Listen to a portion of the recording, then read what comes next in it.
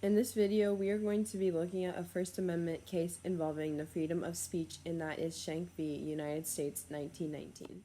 Here is the story and background of this case. This takes place during the First World War.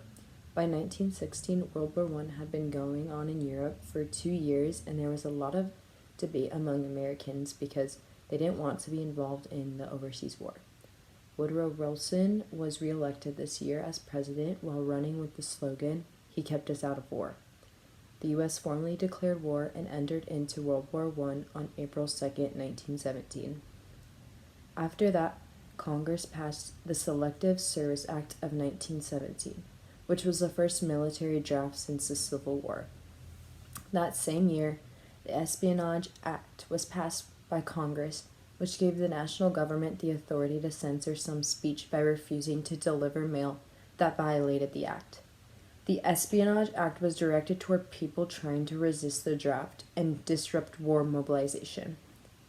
People spied and reported neighbors for violating the act. In total, more than 2,000 people were prosecuted and 900 sent to jail for violating the Espionage Act. Charles Schenck, secretary of the Philadelphia Socialist Party, sent leaflets to drafted men. Printed on the flyer was, "Long live the Constitution of the United States." He argued that the draft was a form of involuntary servitude, which thereby outlawed the 13th Amendment. The flyers also urged the drafted men to write to their congressmen and tell them they wanted the draft repealed. Schenck believed he was encouraging people to legally express their opinion to their federal government. The First Amendment protects the right to free speech. However, the right is not absolute. For example, you can't yell "fire" in a movie theater. The government can place reasonable limits on protected rights. The U.S. government did not agree with Schenck, and he was arrested after printing and mailing 15,000 flyers, which they claimed violated the Espionage Act. The government argued Schenck's actions to disrupt the military draft actually endangered the country.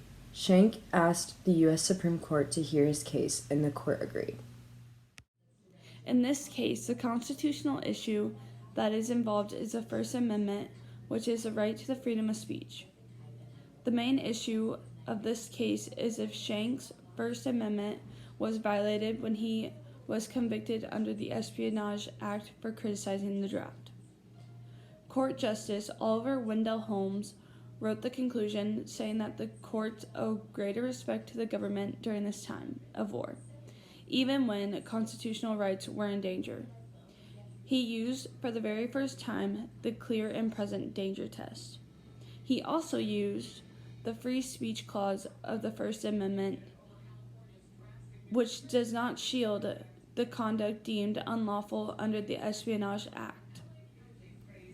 The dissents in this court case were deemed anonymous, but this court case was mostly led by Court Justice Oliver Wendell Holmes. He reversed his position by questioning the government's ability to limit free speech and if the Espionage Act went against the Constitution.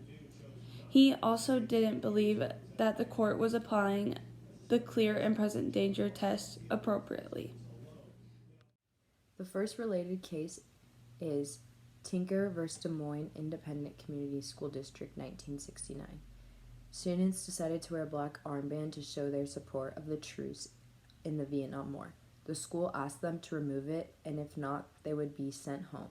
The argument in question was, does a prohibition against the wearing of armbands in public school as a form of symbolic protest violate the students' freedom of speech protections guaranteed by the First Amendment?